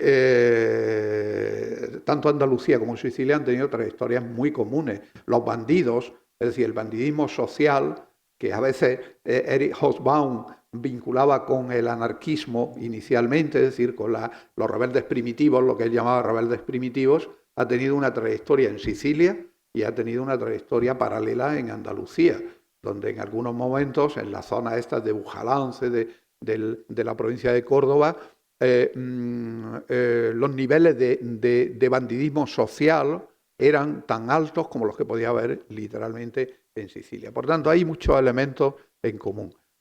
Finalmente, todo eso ya queda dicho, y el futuro de la colección. En estos momentos, que yo recuerdo, hay 5 títulos en marcha. El siguiente tiene un gran sentido. Voy a mencionar solo 2. Hay 3 en marcha, pero solo voy a mencionar 2. El libro, porque ya estamos trabajando seriamente en ello. El libro del profesor David Greenwood, de Cornell University, profesor emérito, actualmente viviendo en España, sobre antropología y acción democrática. Esto en el momento que estamos viviendo me parece de lo más sugerente, porque la forma de ejercer de alguna manera o facilitar la democracia con técnicas que podríamos llamar antropológicas. Y luego el libro del profesor, ayer tuve una conversación con La Habana, a pesar del apagón que había mientras hablábamos, del profesor Miguel Barnet Lanza, presidente honorario de la Unión de Escritores y Artistas Cubanos, que hereda la tradición antropológica de Fernando Ortiz, el tercer pilar de la cubanidad o de la cubanía. De tal manera que es una compilación de artículos que fue gran amigo además de un recientemente fallecido rector de nuestra universidad, de don Federico Mayor Zaragoza. Entonces, cuando ambos, uno era director general y el otro embajador de Cuba en la UNESCO. Entonces, esos dos libros unidos al todo el bagaje que hoy presentamos y el que ya hay anterior, creo que nos sitúan, querida Maribel, entre una de las mejores colecciones de antropología de España. Y lo digo sin ningún tipo, no soy yo el que lo tengo que decir, tendrán que ser los otros, pero desde luego estamos hablando de grandes autores como Lili Lipa, que están aquí, o de temas de punteros, ¿no? Entonces, bueno, eso es lo que buenamente podemos hacer desde el mundo universitario en una labor de resistencia y de divulgación cultural. Y no he dicho nada del último libro, porque yo creo que debe decir las últimas palabras, las debe decir José Antonio Párez Tapia. Muchas gracias, José Antonio. Yo, si acaso, voy a mencionar los cuatro apartados que engloban esos 12 capítulos que tiene el libro del mito de Sicilia. El primer bloque lleva por título Sicilia, el mito esencial. El segundo, Entre volcanes, bandidos y modernos, improntas de viaje. El tercero, la literatura modeladora del mito siciliano. Y el último bloque, apropiaciones musicales, fotográficas y cinematográficas de Sicilia. Para que así demos un poquito más de ganas de acercarse al libro. Cuando quieras, José Antonio II. Está aquí acompañado por Pepe Antonio. Bien, muchas gracias, Maribel, muchas gracias, tocayo, querido tocayo y compañero. Es verdad. Eso. Muchas gracias, querido tocayo y compañero, y Maribel, una vez más. Y muchas gracias también a Lili Litvak por la presentación y el recorrido que nos ha hecho por su obra. Bueno, el primer capítulo en un acto como este es pues ese es lo que estoy haciendo, de agradecimientos. Y en este caso porque, bueno, esto es siempre muy agradable. Es como en nuestros pueblos se reunían para una fiesta cuando acababa la cosecha. Pues aquí estamos en un momento de una cosecha fecunda, fructífera, de esta colección de estudios antropológicos y estudios culturales, ¿verdad?, que va produciendo frutos encomiables, ¿no?, y muy provechosos, como estamos viendo con los que hoy presentamos. No hay que preocuparse demasiado tampoco por las fronteras. Algunas nos dan muchos dolores de cabeza, pero no son estas. Digo, las fronteras epistemológicas, ¿no? Es verdad que cada campo de conocimiento tiene su metodología, tiene sus tradiciones, sus autores de referencias, pero está bien también transitar entre fronteras en este campo y que las fronteras sean porosas y que nos enriquezcamos unos y otros en ese trasiego. Por lo tanto, bueno, lo que se puede decir de estudios culturales o de otros campos, la misma antropología ha ido cambiando en sus perfiles y en sus dedicaciones, que voy a decir de la filosofía, que es donde me muevo, fundamentalmente. Si no dialogáramos con otras ciencias, otros saberes y tradiciones diversas y culturas distintas, pues bueno, sería una filosofía muy encerrada en sus pretensiones autárquicas y por lo tanto condenada a agotarse en sí misma, cosa que no debe pasar y que hay que evitar a toda costa. Pero eso pues es también el momento de felicitar, ¿no?, además de agradecer a los que estáis aquí, felicitar a a quienes han emprendido esta tarea de autoría intelectual, de trabajo académico y de producción editorial, una vez más. El que nos acoge en esta casa de todos, que es la editorial de nuestra Universidad de Granada, donde publicamos trabajos de muy distintas características, pero enriqueciendo nuestras colecciones y con unas publicaciones, en fin, que son valoradas no solo dentro, sino fuera, como corresponde a los méritos reconocidos a la editorial de la universidad que dirige Maribel Cabrera, nuestra compañera en las tareas docentes e investigadoras en la Facultad de Filosofía y Letras, con todo su equipo. Aquí está Yolanda y otros, trabajando durante tanto tiempo de una manera admirable, con una calidad espléndida. Por lo tanto, eso es de agradecer. Es de agradecer también la tarea de tocayo José Antonio González Alcantuz, porque además de autor muy prolífico y con pensamiento profundo, asomándose desde la antropología a diversos campos, lo que decía antes, pues tiene también un componente que le acompaña siempre de agitador cultural, es decir, de mover el panorama y de sacar temas de debate, autores que son pertinentes en determinados momentos, cuestiones que recuperar, otras cuestiones a las que hay que anticiparse. Entonces, esa capacidad de perspicacia, de hacer trabajar a equipos, además de su propia producción personal, sin duda es un mérito de mi amigo y compañero José. Aquí quiero hacer mención también al otro autor que aparece como coeditor de este trabajo del libro de Américo Castro, aunque diré unas palabritas breves, porque ya lo habéis comentado de los otros, que para eso lo hemos visto. Es Pablo González Velasco, ¿verdad? Titulado de la Universidad de Salamanca y además con estrechos lazos académicos y familiares con Brasil también, y que en todo esto relativo a los actos de Américo Castro, empezando por el congreso que tuvimos hará aproximadamente un año y que dio lugar a este libro, pues ha realizado junto con José Antonio unas tareas de coordinación de lo más eficaz y de lo más amable. Por lo tanto, en una presentación como esta hay que nombrarlo con especial énfasis, ¿no? Bueno, hablando de los libros, antes de decir algunas palabras más detenidas sobre el de Américo Castro, bueno, me veo obligado a comentar una palabrita sobre el libro de Litvak, sobre que ya la misma autora aquí con nosotros ha hablado ampliamente.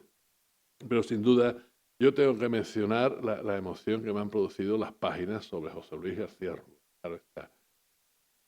A García Rúa, a José Luis, yo lo conocí y traté como alumno, fui alumno suyo, como profesor, era una maravilla. Es una maravilla entrevistándole, conversando con él, leyéndole. Como profesor era una delicia. Nosotros nos daba clases de filosofía antigua, de filosofía helenística, y concretamente nos daba clases especialmente de Epicuro y Séneca, es decir, epicureísmo y estoicismo. Y eran unas clases de una riqueza, de una profundidad, de un carácter dialógico, de verdadera sabiduría, más allá incluso de la filosofía. Era apasionante y contagiaba, porque además era un hombre con una amplitud de mira y con una profundidad en su formación que a todos nos transmitía tremenda. Como filólogo en la lengua griega era un portento, como conocedor de toda la filosofía antigua también, y de la que le sigue. Después, con el tiempo, publicó algunos textos que los recuerdo muy bien y aparece citado en la bibliografía, como por ejemplo Las ideas socialistas de Feuerbach. También una maravilla de texto.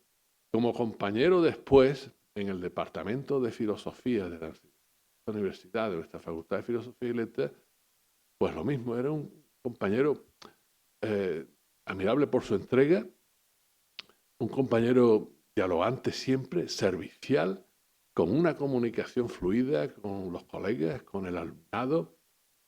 Por lo tanto, que siempre hemos recordado en esos términos, ¿no? Y como un compañero además que hacía compatible perfectamente su dedicación sin límite a la enseñanza, tenía una vocación como enseñante muy acentuada, como se manifiesta en todo lo que se manifestó en todo lo que digo, sino además compatible con su compromiso militante.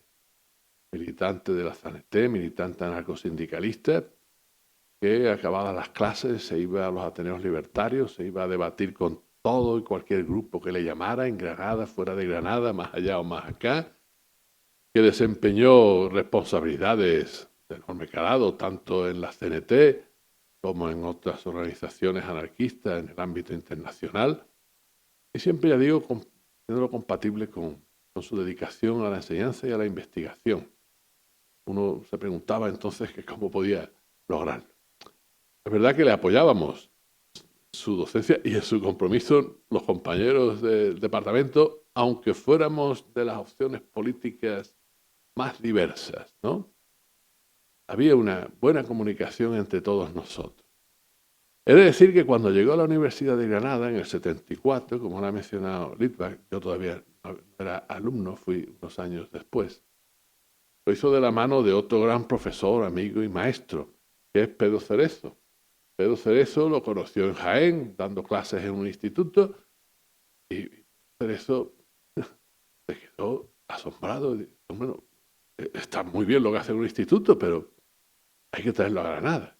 Entonces Pedro Cerezo, creo que era decano, todavía no estábamos arriba en Cartuja, sino que era decano en el Hospital Real, que era entonces, en la época de transición entre Puentezuelas y la nueva facultad de Cartuja, y se lo trajo en momentos en los que él mismo, Pedro Cerezo, era no solo esto, sino que era quien promovía el departamento y la articulación del departamento de filosofía en Granada. Y sin duda, pues hizo un magnífico fichaje hasta que se jubiló, como se ha mencionado, siendo emérito y siguió dando seminarios de doctorado, etcétera, de posgrado en nuestros estudios de filosofía. Bien, pero es que además le conocí como vecino. Fuimos vecinos mucho tiempo. Y entonces le conocí a él en otro ámbito, de la comunidad de vecinos, del bloque donde vivíamos, a su compañera Gisela, como le decíamos todos los vecinos y vecinas del bloque, a sus hijos desde pequeños. Y era admirable el trato que tenía, por ejemplo, con sus hijos. Y algunos después, que cuando hemos sido padres, nos hemos acordado mucho de la relación que tenía con sus hijos. También aprendimos de ello. Bien, es una obra, como tantas, de memoria histórica que merece ser traída a colación, porque en este caso pues se toca un hilo, se tira de él por parte de Bach, que no ha sido a lo mejor tan estudiado para un público más amplio. Otras tradiciones políticas han reivindicado, se ha publicado más, de otras corrientes, de otros personajes, pero no tanto de los anarquistas. Entonces, tirar de este cabo que fue tan importante en Andalucía, en Cataluña, en Aragón, por ejemplo. José Luis García Rúa era asturiano, que por cierto, cuando he ido a Gijón, y iré dentro de unas semanas otra vez, no hay vez que vaya que no me hablen de José Luis García Rúa. Y he mencionado también algunas cosas que se recuerdan de él en Gijón y aún hay memoria viva sobre ello. Por lo tanto, este libro se añade a otros muchos que producís quienes habéis investigado sobre esto. Aquí está la compañera y amiga Rosa Chillón, que publicó hace unos meses un estupendo libro también sobre la represión, las mujeres republicanas represaliadas, sobre todo de la comarca de Huesca, Baza, etcétera, y demás. Bueno, sobre los otros libros, una palabrita. Quiero subrayar lo que he visto en común. Cada uno viene por sus vías diferentes, pero hay un elemento que me ha llamado la atención. Y que me ha llamado la atención incluso leyendo no solo páginas de José Fonseca Ferreira Neto, chileño aquí, traído en ese ejercicio de memoria también y de reconocimiento post-mortem que nos ha hecho José Antonio, sino la solapa con eso de la ufología, de los platillos volantes, etcétera. Una cosa que además, en fin, otros que nos dedicamos a acercarnos, por ejemplo, a la religión, a los procesos de secularización, bueno, cómo reaparece la religión por otros sitios. Y él menciona cómo en torno a la ufología y todo esto, en aquellos años, me parece que eran 60 o 70 en Brasil, pues la gente que tenía curiosidad por esto, algunos podían tenerla, como era su caso, antropológica. otros desde otras vertientes, a lo mejor del conocimiento, y otras personas vamos como una especie de nueva religiosidad o nueva espiritualidad vinculada a las creencias que se canalizaban hacia ese tipo de fenómenos. Y es verdad, hay otra nueva religiosidad ahí. Puede ser criticable por otros motivos, pero como manifestación antropológica, es decir, cuando el homo religioso no encuentra cauces por algunos sitios, pues los busca por otros. Habrá que pasar el filtro de la hermenéutica y de la crítica en todos los cauces. Pero lo que quiero subrayar ahí, que luego aparece también en páginas sobre el Albaicín, es, digamos, cómo los humanos, siendo religiosos de una manera, o no siendo religiosos, o siendo religiosos de otra, y en cualquier caso culturalmente, pues somos fabricantes de mitos. Unas veces son los mitos antiguos que merecen incluso cierta referencia, porque eran manifestaciones de culturas y de sociedades que nos antecedieron hace mucho tiempo, y a través de los mitos expresaban todo su saber en las tradiciones orales hasta que pasaron a ser escritos y en ese sentido racionalizados. Y además ahí expresaban experiencias de la humanidad. Quizá las experiencias que por otro lado no encontraban quienes buscaban algo en la ufología, o buscan. Al menos no eran negacionistas. Y algo tenían que pudiera ser valorado positivamente, ¿no? Entonces claro, una cosa son los mitos de la antigüedad, mitos clásicos, no solo de nuestras tradiciones precedentes, grecorromanas o próximas, sino en cualquier ámbito y latitudes de otras culturas a lo largo de la historia. Y otra cosa son las mitificaciones. En el mito de Sicilia, pues hay hilos míticos que vienen de atrás y hay mitificaciones que se construyen en nuestra contemporaneidad. Claro, nuestro trato es distinto respecto a los mitos y respecto a las mitificaciones. En los mitos antiguos hay mucho que heredar una vez que hemos hecho la criba de lo que nos vale. Cuando pretenden dar determinadas explicaciones, pues no valen. Ya explicamos al menos naturales o sociales o históricos de otra manera. Pero siempre transmiten una experiencia de sentido que merece ser superada en una forma adecuada de desmitologizar. Las otras mitificaciones más recientes, de la modernidad o de la contemporaneidad, bueno, pues esas no tienen tanta parte positiva. Son reconstrucciones, muchas veces condensaciones de determinadas ideologías o maneras de, en fin, de mover emociones, de canalizar sentimientos, de generar adhesiones que condensan eso, ideologías, planteamientos, puntos de vista étnicos o de otro tipo, nacionalistas, simplemente dar las sensibilidades de una cultura, como se puede encontrar en lo que se nos cuenta de Sicilia. Es verdad que, bueno, nuestro compañero Antonio tiene un vínculo con Sicilia que se le reconoce allí públicamente por muchos méritos, pero cualquier andaluz, también ha sido mi caso, cuando he ido a Sicilia, me parece muy próxima, ¿verdad? A pesar de las diferencias. Y además, leyendo sobre Sicilia, pues se verifican también muchas cosas que son parecidas a las que encontramos en Andalucía. Porque cuántas mitificaciones caen sobre Andalucía o se fabrican sobre Andalucía o difundimos desde Andalucía. Entonces, claro, esas mitificaciones muchas veces son reducibles a tópicos y algunos tópicos indefendibles o que no nos hacen ningún favor. Y a veces nadie está libre de tópicos.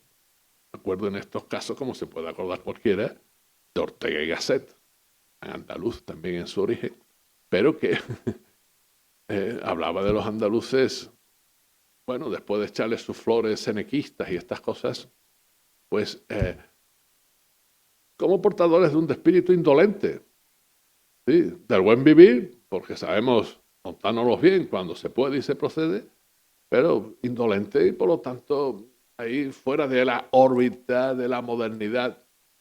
Bueno, podríamos pensar que también aquí se fraguaba otra modernidad, que no fue la que triunfó después, como en América Latina, como en otros, o como en Sicilia, ¿verdad?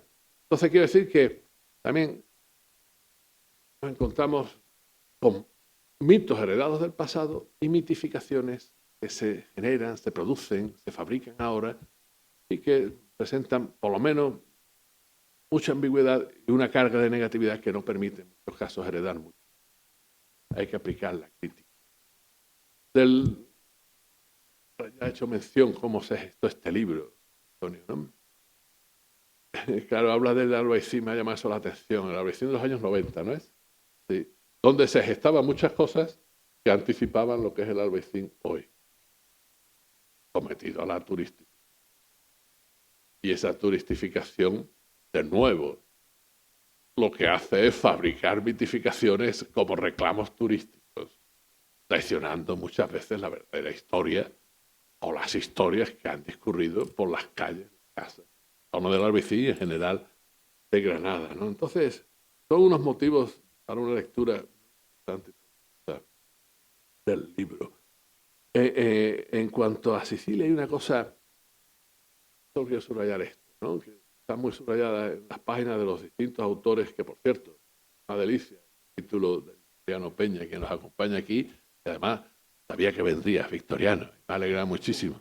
Porque este libro, aparte de los textos de Antonio, de Butita, demás tan gozos y tanta enjundia de haber ahí acumulado y expuesto, pues está el capítulo, por ejemplo, sobre Quasimodo, a leerlo y aproximarse a la poética de Quasimodo, bueno, o como la sorpresa de encontrarte un texto sobre Renan, hablando de Sicilia. Entonces, en fin, hay muchos motivos para profundizar. Lo que quería subrayar es que en distintos momentos y por distintos autores se estudiaran esos tres cabos de una Sicilia donde convergen pues la herencia grecorromana, la herencia bizantina y la herencia árabe musulmana. Bien, tres herencias. Como en la España que nos presenta Américo Castro. Tres herencias. En este caso, las tres castas medievales de las que hablaba, bueno, que corresponden a tres culturas, cada una con su, no solo con su fondo, en el fondo, con su armazón religioso, cristiana, o la casta cristiana, la casta musulmana, la casta judía. Eso de las tres culturas, que ha dado lugar a una fundación, que sin duda convivían en la Edad Media, en los reinos peninsulares que habían salido de la Hispania que venía del mundo romano, pasando por el mundo visigodo, etcétera, ¿no?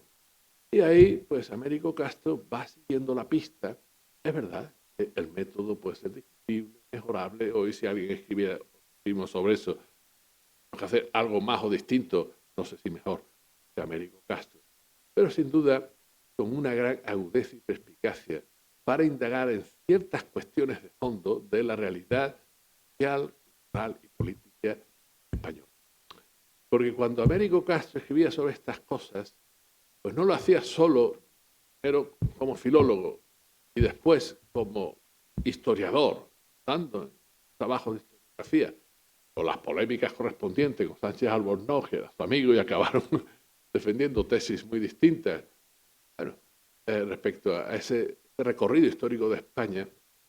Pero Américo Castro, por una parte, una tarea de desmitificación de la España que tanto presenta y que tanto énfasis pone, bueno, lo que conocemos como ese nacionalismo enfático, muchas veces pegado al nacionalcatolicismo, con resabios imperialistas, que es incapaz de hacer una revisión en algún modo de lo que fue, pues, todo lo que ocurrió en América, que tuvo mucho de positivo, pero tiene un lastre de colonialismo que ha dejado una huella tremenda.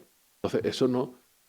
frente a ese nacionalismo españolista, pues la tarea de desmitificar eso, también, de nuevo, hay mitificaciones, las desmitifica. Bueno, en el fondo están otros mitos que conviene ser recuperados y bien tratados, pero acomete esa desmitificación.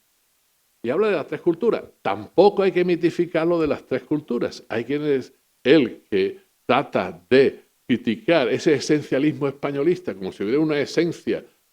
Algunos hablan de Séneca como filósofo español, era un filósofo de la Hispania romana, pero establecer un hilo directo desde Séneca hasta García Rúa, especialista en Séneca, hombre, es un exceso intelectual, histórico y nacionalista.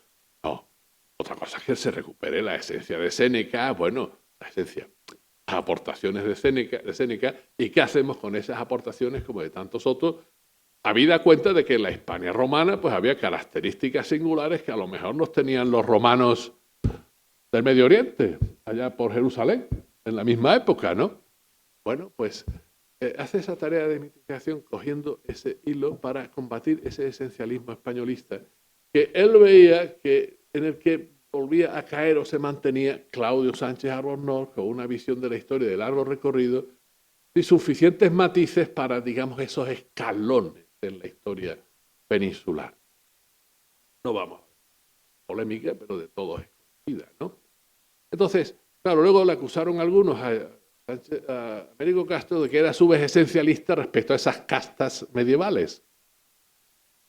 Creo que se puede salir, se le puede sacar de esa acusación. Algo puede haber. Pero nos presenta ese panorama de culturas que coexistían en la Edad Media, unas veces en los reinos cristianos, otras veces a medida que iba cambiando el mapa político de la península, también, según fuera el caso, en los reinos musulmanes, primero en el califato y luego en los reinos taifas, ¿no? Bien, habla de castas. Cuando uno se aproxima a la obra de Américo Castro es muy sorprendente que hable de castas, ¿no? Porque además el término casta nosotros lo tenemos asociado a otras cuestiones que por lo menos pasan por lo que Unamuno escribió sobre el casticismo. No, él habla de casta en un sentido positivo.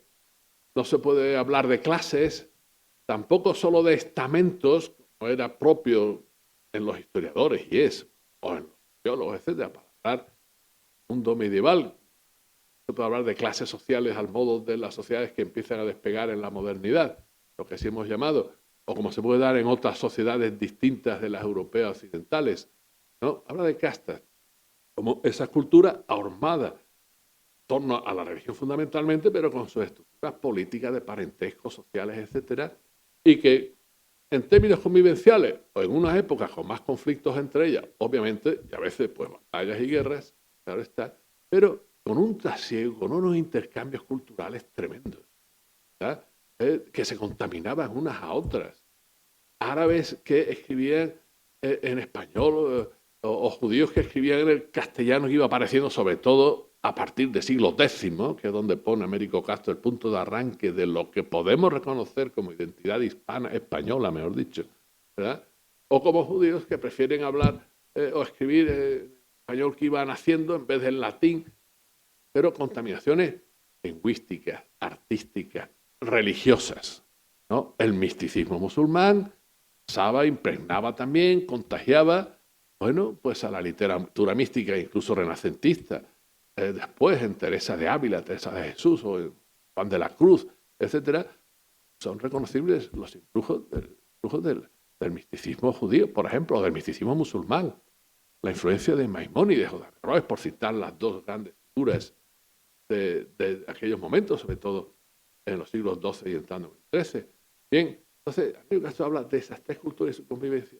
Y después, cuando entra a hablar de la realidad histórica de España, en eso que tú mencionaste, que reedita, incluso cambiando el título, etcétera, pero actualizando su misma obra con nuevas indagaciones, investigaciones, y luego desde el prisma de la edad conflictiva. La edad conflictiva, grosso modo identificada con el barroco, siglo XVII, pero que, tal como él la presenta, es por eso mi aportación a esta obra colectiva, pues va por ahí, es decir, abarca parte del Renacimiento o lo que es los momentos incipientes del barroco del XVII, que ya se anticipa desde la segunda mitad del XVII. ¿Edad conflictiva por qué? ¿Por qué la edad conflictiva? Porque se abortó aquello de las tres culturas. Y se abortó a partir de 1492, con la expulsión de los judíos, desde el decreto firmado por aquí en Granada.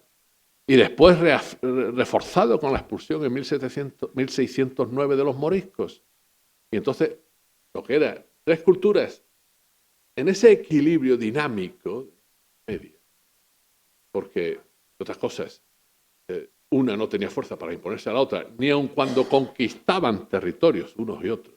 Y siempre la casta judía, en unos y otros lados, haciendo servicios similares, porque era la casta más ilustrada, más alfabetizada, que entre otras cosas llevaba la fiscalidad o los tributos o los impuestos. Por eso muchas veces caían, bueno, las iras del pueblo u otros sectores de la población, que todos los reyes echaban mano de ellas, de judíos, o toda la sociedad para ciertos oficios, que hoy llamaríamos profesiones liberales, por ejemplo, médicos. Eso veían todos, era una casta alfabetizada, incluso en sus sectores más humildes. Bueno, pues estos fueron expulsados, a su pesar, porque los reyes católicos se hubieran resistido, si por ello hubieran dependido, pero no, la presión social y política era muy fuerte. Y luego la expulsión de los moriscos, no voy a dar más en ello, pero se impuso la casta cristiana sobre la exclusión de las otras dos. Una tragedia para las otras dos, un desastre para España, para la España posterior. Nos quedamos sin esa casta ilustrada. De ahí vienen también los déficits de nuestra ilustración, de liberales, de profesiones liberales, de una población más alfabetizada, de una burguesía que hubiera sido más fuerte en su momento, ¿verdad? De todo esto, pues se perdió. De un espíritu científico más sólido. Todo eso viene de aquella edad conflictiva en que se impuso una casta que además, bueno, pues quiso acaparar pues poder, reconocimiento, el que se debía a los cristianos viejos. Los demás estaban recién llegados, aunque cuando fueran conversos, los que no se fueron tenían que pasar por las horcas caudinas, el filtro de la conversión, y quedar bajo sospecha de la Inquisición. La fundamental tarea de la Inquisición en España no era determinadas herejías, aquí luteranos había muy poco, aunque también, y también perseguidos, pero era mantener ahí la sospecha y la vigilancia sobre los judíos, no sea que fueran criptojudíos. Bueno, cuando he escrito sobre estas cosas me acordaba del filósofo Habermas, perdón por citar a la familia, que en un artículo muy bueno suyo, un capítulo sobre el idealismo alemán, comienza diciendo que hubiera sido del idealismo alemán si en Alemania no hubiéramos tenido filósofos judíos. ¿Qué hubiera sido de la cultura española si no hubiéramos tenido filósofos, literatos, artistas, médicos, ¿verdad?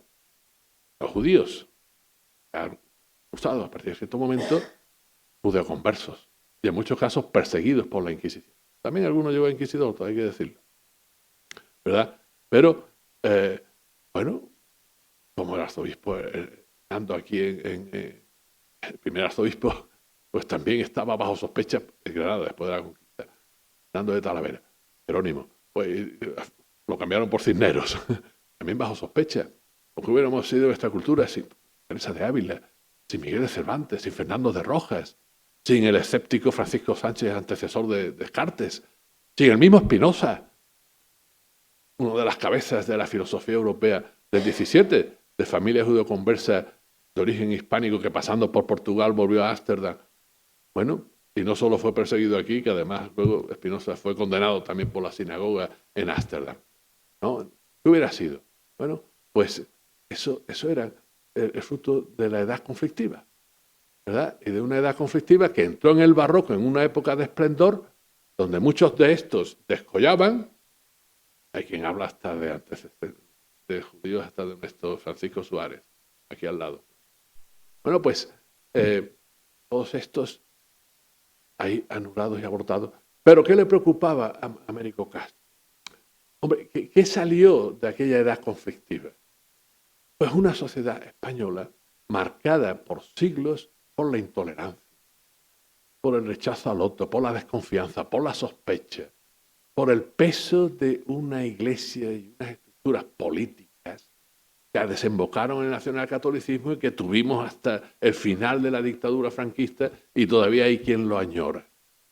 Y fueron perseguidos los judíos, puestos bajo sospecha los judeoconversos, exiliados, unos expulsados, otros. Luego todo esto se lleva a América y tiene allí su correlato correspondiente, ahora nos vamos a meter en ello, ¿verdad? Pero después de estos, pues vinieron pues, los liberales, ¿verdad? republicanos, rojos de cualquier calibre y de cualquier rama de socialistas, comunistas, anarquistas, bueno, por no mencionar después homosexuales, mujeres. ¿Qué sociedad se fue creando? Claro, llega el momento de la Segunda República, un momento de recreación cultural, se llamó Edad de Plata, estábamos para la Edad de Oro, después de lo que había sido el siglo XIX español y la primera mitad del XX, bueno, estábamos en el primer tercio, y aquello de nuevo fue abortado. Entonces, la mirada larga de Américo Castro no se detiene, no era su preocupación primordial, porque ya lo hacían otros. ¿Qué había pasado para que la República fuera abortada, entrar en la guerra civil, la dictadura, etcétera? ¿De dónde viene esta intolerancia cainita de la sociedad española? ¿Qué supuso eso de los cristianos viejos? Su correlato ahora, a mí me pongo de mal humor. Sabéis que alguno dice los españoles de bien. Y dice los españoles de bien porque otros somos los malos españoles. ¿No? Está en el imaginario colectivo. Eso es lo que está en el fondo. Esta obra que aquí hemos tratado, creo que somos 10, ¿no? 10 autores, decía José Antonio, que en las obras colectivas hay subes y bajas. En esta obra me pongo fuera con mi capítulo correspondiente, el prólogo hablando de Américo Castro como heterodoxos en heterodoxos, entre heterodoxos. En esta obra todo sube. Hay aportaciones magníficas, ¿no? De González Ferrín, de Gómez Pellón, de Francisco Linares y otros, de José Antonio y de Pablo González Velasco, a quien he mencionado antes. Y además es un ajuste de cuentas, no con Américo Castro, sino con nosotros. Y ahí hay que decir que la tarea de José Antonio, y haciéndose cargo de sus iniciativas, la Universidad de Granada, con la exposición antes mencionada que ha tenido lugar en los meses pasados en el Hospital Real sobre Américo Castro, y este libro concretamente, fruto de aquel momento inicial del Congreso que hicimos y vamos a ello, bueno, pues era un ajuste de cuentas de lo que le debíamos a Américo Castro en esta ciudad y la verdad en España. Yo recordaba, porque me impliqué mucho en aquello, por las responsabilidades que tenía, el momento con Francisco Ayala, que también era una deuda, pero bueno, en fin, tuvo más eco porque coincidía el centenario, estaba vivo todavía, volvió del exilio, se hacía presente, y le decíamos, Francisco, cuídate que tenemos que llegar al centenario. Llegó y lo sobrepasó. Bueno, Américo Castro no está, pero se lo debíamos, porque es una figura importante, destacada del exilio español y de las intelectualidades españolas del siglo XX. Y además, bueno, con raíces en Granada, familiares y por el vínculo que mantuvo en Granada toda su vida, con Granada. Por lo tanto, creo que merecía este trabajo, que nos detuviéramos en su obra, que la difundiéramos, porque sigue siendo relevante no solo por los méritos respecto a lo que nos dice la historia, sino qué aprendizaje podemos hacer a partir de su obra en España, que no ha resuelto cómo articular su pluralidad de naciones y hoy su pluralidad de culturas. Os diré, para terminar, tengo la garganta un poco tocada, llevo muchas horas hablando hoy. Las dos últimas, antes de venir aquí, el máster, de mi asignatura en el máster en este caso. Tocaba hablar de interculturalidad. También hablé como precedente de un Américo Castro, da pie a hablar de intercastas no medieval. Pues esa es la tarea hoy, ¿no? Ya no son solo 3 culturas, hay más de 3. Pero no vale que una sea la dominante y que excluya a cualesquiera otras. ¿Verdad? Que algunas tienen pues, determinadas raíces, otras tienen otras. Algunas, bueno, están hoy presentes entre nosotros por movimientos migratorios o por otras razones, pero estamos obligados, por razones de convivencia, de dignidad, de los derechos de cada cual y de madurez de nuestra democracia, a articular esta pluralidad de la realidad de España del siglo XXI. Hay una aportación de Américo Castro. Pues muchas gracias, queridos amigos. la mesa, más allá de la mesa y donde nos encontremos. Muchas gracias.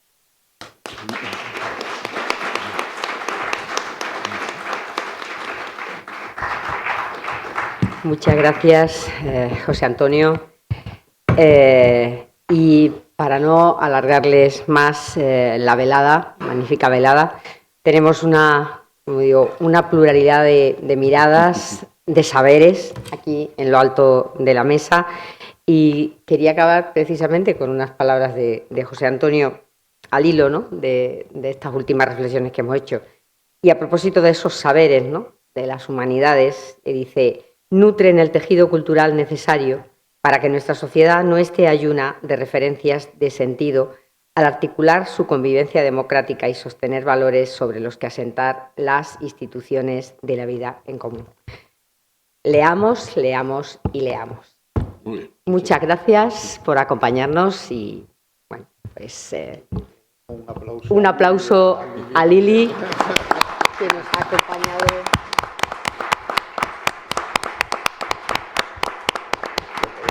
Si quiere decir algo, ¿sabes? Como ella está. Lili, si quieres decir algo para cerrar. Bueno, pues muchas gracias por esta invitación y por todo, y además ha sido muy instructivo para mí el oírlo a ustedes, por lo cual también les agradezco. Gracias.